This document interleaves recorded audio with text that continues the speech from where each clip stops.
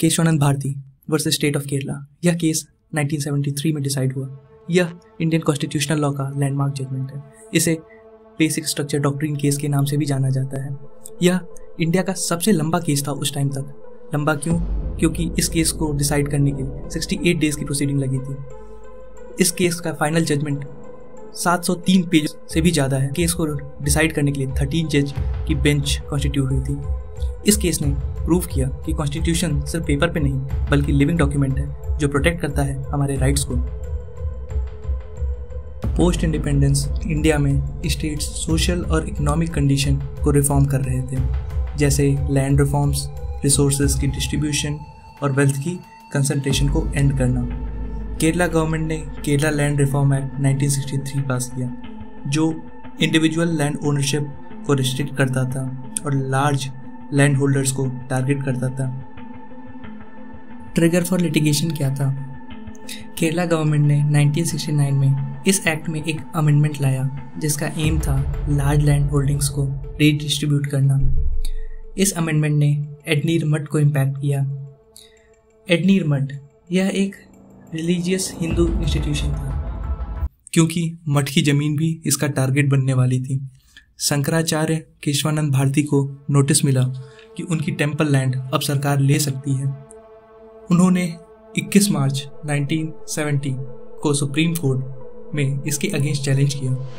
Petitioners ने अपने petition में क्लेम किया कि fundamental rights such as article 14 which is equality before law, article 19 1F right to acquire hold and dispose property जो अब remove हो चुका है, एंड आर्टिकल 25 जो कि freedom of religion, and article 26 management of religious affairs को violet करता है। बेसिकली रिलीजियस फ्रीडम और प्रॉपर्टी राइट्स पे अटैक था। Our religious freedom is inextricably linked to our property rights. उस time several high profile cases में parliament की power to amend constitution पे डिबेट चल रहा था। प्रीवियस रूलिंग्स जैसे कि Golaknath versus state of Punjab 1967 ने रिस्ट्रिक्ट किया था पार्लियामेंट की पावर को टू अमेंड फंडामेंटल राइट्स, कह के फंडामेंटल राइट्स को अमेंड नहीं कर सकते हैं। पार्लियामेंट ने पास किए ये 3 अमेंडमेंट थे, amendment number 24, 25th amendment and 29th amendment. 24th amendment ने अफर्म किया कि पार्लियामेंट की power to amend any part of the constitution including fundamental rights by adding clause in article 368। 25th amendment ने allow किया property acquisition को with compensation जो parliament decide करे, और अमाउंट को कंपनसेशन से रिप्लेस किया ताकि कोर्ट्स रिव्यू ना कर सके। और 29th अमेंडमेंट ने केरला लैंड रिफॉर्म्स एक्ट को 9th शेड्यूल में डाला जो जुडिशियल रिव्यू से इम्यूनिटी देता है अंडर आर्टिकल 31B। यह सब लैंड रिफॉर्म्स को प्रोटेक्ट करने के लिए था। पिटिशनर्स ने अपने आर्ग्यूमेंट में कहा कि आर्टिकल 368 एब्सोल्यूट या अनलिमिटेड नहीं है। Parliament basic structure of constitution को अल्टर नहीं कर सकता। उन्होंने आर्ग्यू किया कि पार्लियामेंट को ब्रॉड पावर्स चाहिए सोशल और इकोनॉमिक नीड्स को एडजस्ट करने के लिए। रेस्ट्रिक्टिंग पावर से प्रोग्रेस रुक जाएगा। ड्यूरिंग द प्रोसीडिंग कोर्ट के सामने कई की क्वेश्चंस आए, जैसे कि क्या पार्लियामेंट फंडामेंटल राइट्स को अमेंड कर सकता है अंडर आर्टिकल 368? अगर हाँ तो कितने एक्सटेंट तक? क्या वो किसी प्रोविजन को अमेंड कर सकता है इंक्लूडिंग वो जो कॉन्स्टिट्यूशन के कोर प्रिंसिपल्स को फॉर्म करते हैं? फिर आया 24 अप्रैल 1973 का दिन। सुप्रीम कोर्ट के 13 जजेस बेंच ने सुनाया अपना हिस्टोरिक फैसला।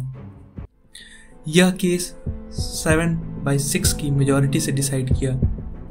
मेजॉरिटी वर्डिक्ट यह था कि पार्लियामेंट के पास कॉन्स्टिट्यूशन को अमेंड करने की पावर तो है, लेकिन वो कॉन्स्टिट्यूशन के बेसिक प्रिंसिपल्स को ख़त्म नहीं कर सकते। और इसी मोमेंट पर जन्म हुआ एक नए डॉक्ट्रिन का, जिसे हम बेसिक स्ट्रक्चर डॉक्ट्रिन्स के नाम से भी जानते हैं। इस डॉक्ट्रिन का मतलब है कि पार्लियामेंट कॉन्स्टिट्यूशन का मालिक नहीं है। कुछ ऐसे पिलर्स हैं जैसे sovereign democratic Republic, secularism, rule of law, judicial separation of power, fundamental rights जो हमेशा रहेंगे। वेदर कोई फीचर बेसिक है या case by case court decide करेंगे। इस डॉक्ट्रिन ने जुडिशरी को पावर दिया अमेंडमेंट को टेस्ट करने का, इंश्योर करने का कि कॉन्स्टिट्यूशन का एसेंस इंटैक्ट रहे।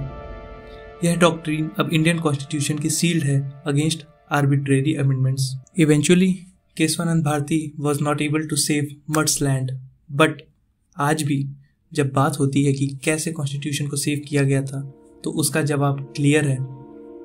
A simple monk who challenge the might of the government who lost the battle but not the war.